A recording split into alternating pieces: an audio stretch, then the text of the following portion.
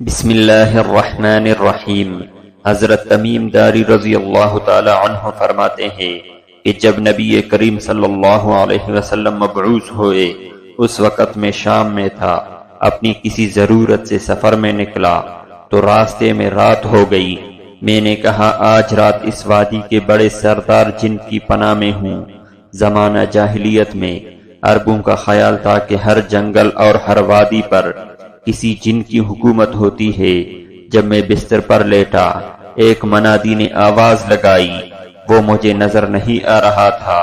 اس نے کہا تم اللہ تعالیٰ کی پناہ مانگو، کیونکہ جنات اللہ تعالیٰ کے مقابلے میں کسی کو پناہ نہیں دے سکتے۔ میں نے کہا اللہ تعالیٰ کی قسم تم یہ کیا کہہ رہے ہو؟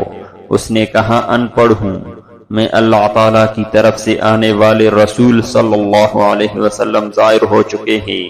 ہم نے مکے میں ان کے پیچھے نماز پڑھی ہے اور مسلمان ہو گئے ہیں، اور ہم نے اتباع اختیار کر لی ہے، اور اب جنات کے تمام مکر و فریب ختم ہو گئے ہیں۔ اب وہ آسمان پر جانا چاہتے ہیں تو ان کو ستارے مارے جاتے ہیں۔ تم محمد صلی اللہ علیہ وسلم کے پاس جاؤ جو رب العالمین کے رسول ہے، اور مسلمان ہو جاؤ۔ حضرت تمیم داری رضی اللہ تعالی عنہ کہتے ہیں صبح کو میں بستی میں گیا اور وہاں ایک پادری کو سارا قصہ سنا کر اس سے اس کے بارے میں پوچھا۔ اس نے کہا جنات نے تم سے سچ کہا ہے، وہ نبی کریم صلی اللہ علیہ وسلم حرم مکے میں ظاہر ہوں گے اور ہجرت کر کے حرم مدینے جائیں گے۔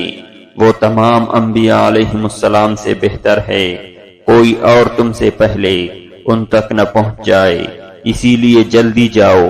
حضرت تمیم داری رضی اللہ تعالی عنہ کہتے ہیں کہ میں ہمت کر کے چل پڑا اور حضور اقدس صلی اللہ علیہ وسلم کی خدمت میں حاضر ہو کر مسلمان ہو گیا۔